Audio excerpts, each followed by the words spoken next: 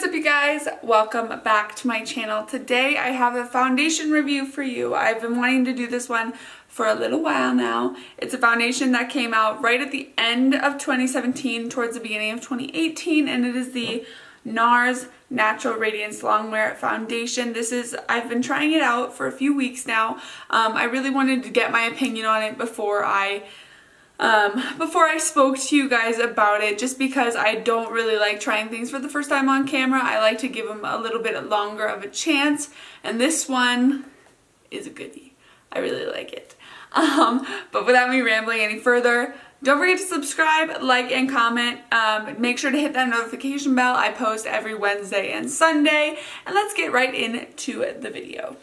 Alright, you guys, NARS Natural Radiance Foundation. This is really, really good stuff. I have mine in the shade Mont Blanc. It's the light 2 shade. I'll have everything linked down below for you so you can check it out for yourself. I believe this one ranges for $42.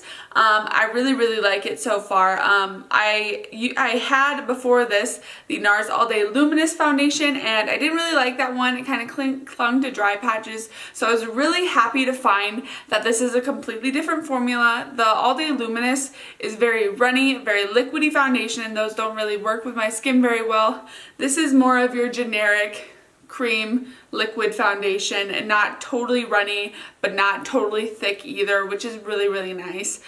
So I'm really loving this. The shade is just a tad bit dark for me right now, so I do have to blend it down quite a ways because I am super pale, and the lightest shade was a bit too yellow for me. I literally looked straight yellow, so I couldn't do that, now could I? But this one I'm really, really liking, and I think for the summer it's gonna be like my perfect shade. It is a very radiant foundation, as you can see. Sorry, my glasses are gonna kind of reflect a little bit. I can't really see very well, so I apologize in advance. But it's a very, very luminous foundation, just like it's a natural radiant foundation. It's amazing. I compare it to the Giorgio Armani Luminous Silk. This one has a bit less coverage than that one though. And the Luminous Silk is one of my all-time favorites. So if you like that one, you're probably gonna like this one as well. I definitely recommend this for dry to normal skin. Oily, you might have to set your face a little bit more. I didn't even use setting powder at all today. I kind of just wanted to see how it wore without it. But yeah, so this is what it looks like. No powder at all, so this is the natural finish you're gonna get. But it's a really, really nice one. It's a little bit tacky to the skin because it hasn't dried down all the way yet. If it stays like that, I'll probably end up setting it a little bit. But yeah, I'm definitely gonna do check-ins throughout the day as well. But so far, I'm really, really loving this foundation. As I said in the intro, I've been trying it out for a few weeks now, so I do have a solid opinion on it, and I do really, really like it. So definitely, if you can get your hands on this, try it. If you can get a sample of it, definitely do that. I believe Sephora does samples of foundations. I know Ulta does not. So if you're gonna go anywhere to find samples, go to Sephora. They'll give you more of them. Literally, you could go in there and ask for anything as a sample, and they do it for you. So one thing to know. So that's basically my overall kind of umbrella opinion. If you want to see me put this on my face, just keep on watching. I didn't really do any other makeup. I just put on the foundation, and I tried it with not that one. I tried it with my Morphe Y6 as well as a beauty blender. I did this side of my face with a beauty blender, this side of my face with a brush. So definitely check that out and see which one you like better. This one gave me more coverage, but this one gave me a little bit more luminosity. So it's really just up to you. You can get pretty good coverage out of both, but if you want more coverage, go with the brush. If you want less, go with the sponge.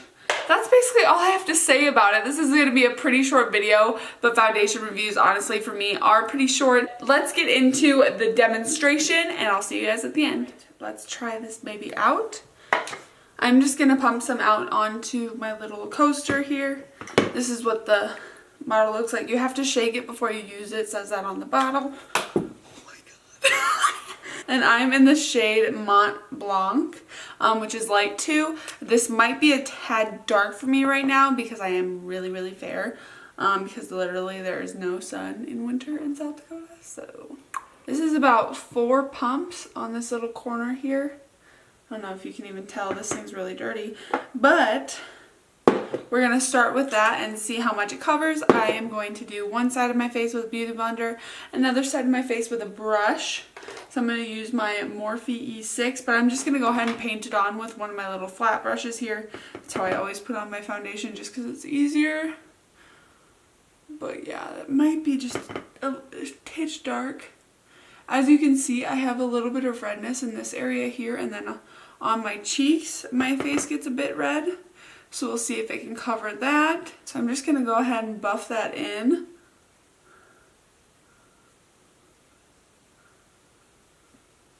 Just like so. And I'm also going to make sure to bring it down the neck. And I did prime the skin with my Marc Jacobs Undercover Primer. That's a primer I use every day. So when I test out new foundations, I always wear that one just because it's easier to just know exactly what I'm using. So that's what one layer on one side looks like. It's pretty good. It's definitely not covering all the redness in this area right here, but it managed to get some of the redness around my nose here. As you can see on this side, it's a bit more red than it is on this side. But yeah, the coverage, I would say it's probably medium to buildable, if I had to guess. So I'm going to add a little bit more to this side and see what it looks like. I'm just going to add it in these areas that I need more. I mean, my hair kind of covers that area there, but I still got this zit on my chin here that you need to cover. We're just going to add around the nose here. And then under the eye a little bit. And then I always take my foundation up onto my eye because I have eye veins, I have veins on my eyelid and they aren't very cute, so I always try and cover them as best as I can. So that's what it looks like with the brush. I actually really like how that looks. I'm going to try it with the Beauty Blender now, and hopefully we get the same results. And again, I'm going to put it on with the flat brush. Just kind of spreading it all over. So that's what I have there, and I'm just going to go ahead and start pouncing that in. And honestly, on my day-to-day basis, I don't really know which one I prefer, the Beauty Blender or the brush. I like a combination of both. Whenever I use a brush, I always bounce over it with my Beauty Blender just because I want to make sure that everything is buffed out really nicely. There's not going to be any lines on my face or any streaking or anything like that. Which, actually... So I watch Laura Lee and Nikki Tutorials a lot, and Nikki Tutorials can't do her foundation without a sponge, and Laura Lee always uses the Y6, so I think I'm just a combination of the both, but I really like both of them, if you didn't know. So that's one layer done on this side. I definitely got less coverage out of the Beauty Blender, but that's a given when you're using a Beauty Blender, just because the sponge does soak up a little bit of the product, but I do really like the way it looks still. I am going to add a second layer and see if I can match it to the other side. I need to add some more in this area so I can get that area of my face matched. I've got a little bit of redness on my forehead still. I'm going to add a little bit more in the nose area. I always have a lot of issues with right here on my nose. I always get cracking there. I always get dry spots, and it's the most annoying thing. I have really bad eczema, and that will show up on my face as well, which is just so frustrating. But hopefully we can get it all figured out with this. I'm just blending that out again in those spots where I added more. Making sure to also drag down so I don't have any harsh lines or anything like that. But yeah, I can't really see very close in the mirror, So, ooh, that's a bit too close when I flipped it over. But this is what my face looks like. This is the side. I think this side does just like a titch more radiant just because I did use a sponge. But I really like the radiance of this foundation. When you're super dry, you don't want to wear anything too matte.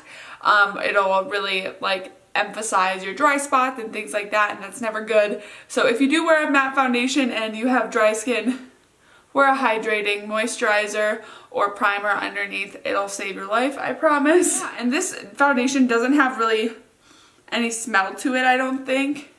It's really just like foundation smell, whereas the Huda Beauty foundation, I swear it smells like flowers. Like, it's the weirdest thing. I pump it out and I'm just like, what?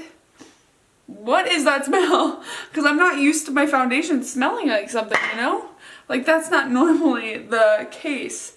But yeah, so this is the foundation applied. Yeah, I really am liking how this looks. But yeah, I'm gonna go jump off camera for a little bit and finish the rest of my makeup, and then I'll be back to you guys in a little bit with my final thoughts on the product. Alright you guys, thank you so much for watching this video. Make sure to keep your eye out for my next foundation first impression, and it's gonna be on this bad boy right here, the Huda Beauty Faux Filter Foundation. I've been trying that one out for a few weeks as well, and I'm really liking it, so stay tuned for that. Make sure you hit the notification bell so you can be notified every time I post, which is every Wednesday and Sunday. If you haven't seen my anti-Valentine's Day look, go ahead and click that link in the description below. And don't forget to subscribe, like, and comment before you leave, and I will see you guys in my next video. Bye guys.